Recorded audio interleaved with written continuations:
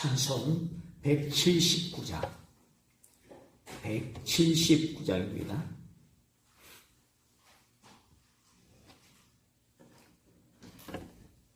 주 예수의 강림이 가까우니 저 천국을 얻을 자 회개하라. 주 성령도 너희를 부르시고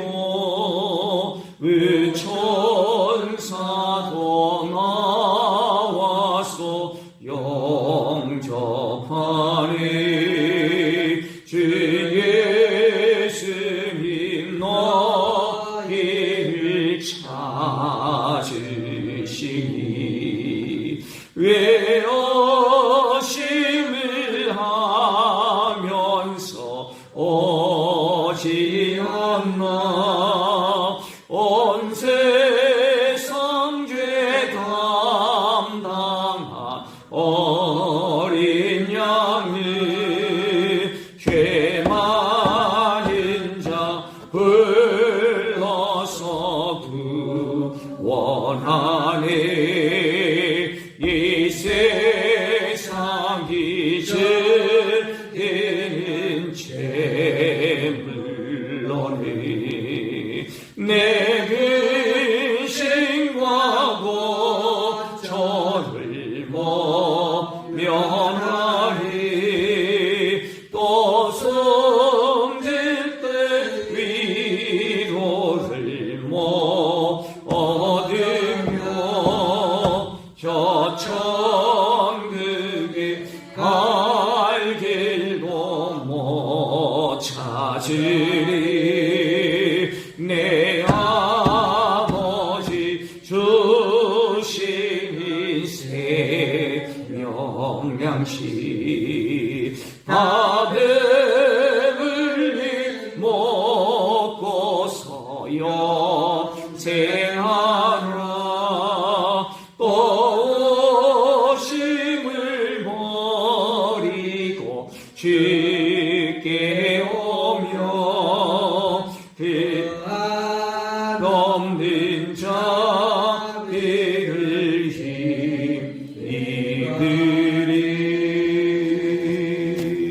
아멘. 하나님 말씀은 이사야 66장, 이사야 66장 18절에서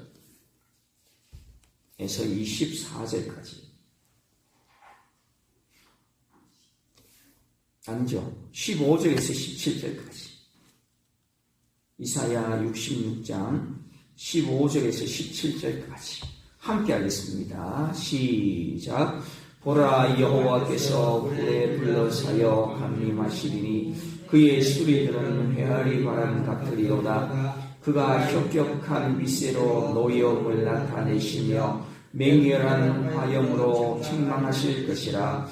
여호와께서 불과 칼로 모든 열육에게 심판을 베푸신즉 여호와께서 죽음 당한 자가 많으리니 스스로 거룩하게 구별하며 스스로 정결하게 하고 동산에 들어가서 그 가운데에 있는 자를 따라 돼지 고기와 가증한 물건과 쥐를 먹는 자가 다 함께 망하리라. 여호와의 말씀입니다. 아멘. 오늘은 110페이지 4일차 하나님의 경고. 하나님의 경고.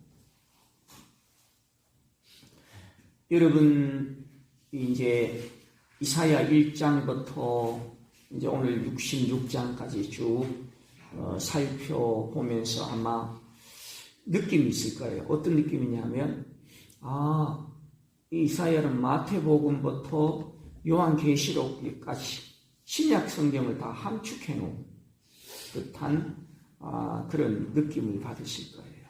오늘 읽은 본문을 보게 되면 마치 요한계시록 같은 그런 내용이 담겨 있죠. 자, 먼저 14번에 가보면 이사야는 하나님이 어떻게 오실 것이라 합니까? 15절에 보면은 보라 여호와께서 불에 둘러싸여 강림하시리니 그의 수레들은 회오리 바람 같으리로다. 마치 불수레 있잖아요. 그죠? 불에 둘러싸여 가지고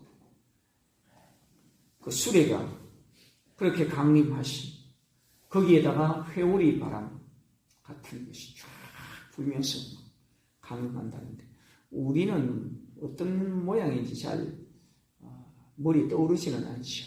어쨌든 하나님께서 강림하실 때 불로서 강림하신다.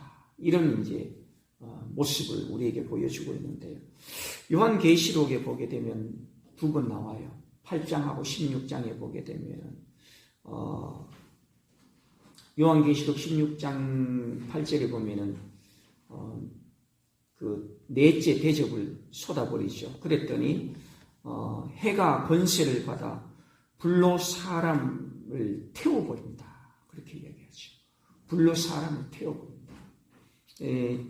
하여튼 지금 저희들 그 기후의 변화에 의해서 지금까지 경험해보지 못했던 그 한여름에 우리나라뿐만이 아니죠. 우리나라는 아직 조금 약한 거고요. 저기 남미 쪽 가까운 데 하고 저 유럽, 스페인 이런 쪽은 영상 40도 이상 펄펄 끓는 그런 여름을 우리가 경험했잖아요. 그렇죠? 그래서 이렇게 이제 요한계시록을 이렇게 쭉 읽어보면 와, 하나님의 말씀 대로 되어가는구나 이런 것을 이제 느끼게 되는데 이 이사야 66장 마지막에 와가지고 주님의 그 강림을 이렇게 모습으로 회오리 막 물덩어리가 그냥 그런 것과 함께 강림하시는 모습을 미리 보여주셨던 것이요. 자, 15번에 가면 66장 15, 16절에서 불은 무엇을 상징하는 것으로 보입니까? 불은 무엇을 상징하느냐? 15절 중반절에 가보면 그가 혁혁한 위세로 노여움을 나타내시며 맹렬한 화염으로 책망하실 것이라. 불은 하나님의 그 진노, 노여움을 나타냅니다.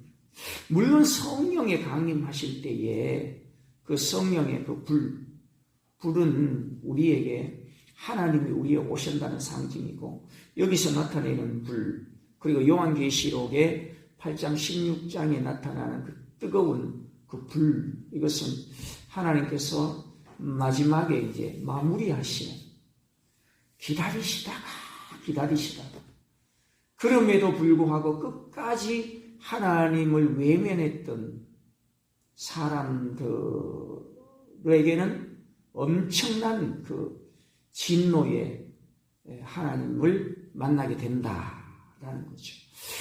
아무리 하나님께서 이 시대에 주님께로 돌아오라고 해도 한번 어긋나기 시작하면요, 끝까지 어긋나게 가버리는 지금의 모습을 보게 되죠. 그래서 하나님은 견디다가 참다가 이제 주 예수 그리스도께서 이 땅에 오실 즈음에 이제 이 불로서 하나님의 그 존재를 증명하시고 또 하나님을 외면하는 그 사람들을 이제 정리하시는 단계가 오게 되는 거죠. 우리는 이 하나님의 말씀을 믿는 성도죠. 그래서 우리 주님이 다시 오시기 전에, 주님의 재림이 오시기 전에 우리는 준비해야 돼요. 철저하게 준비를 해나가야 됩니다. 무엇을 준비해야 되느냐? 매일매일 우리는 회개하는 듯한 삶으로 하나님 아버지 앞에서 깨끗하게 단장한 신부처럼 신부처럼. 여러분, 결혼식 하는데 반일 하다가, 삽질하다가, 신랑 앞에 대충 옷 입고 못 나가잖아요. 그죠? 요즘은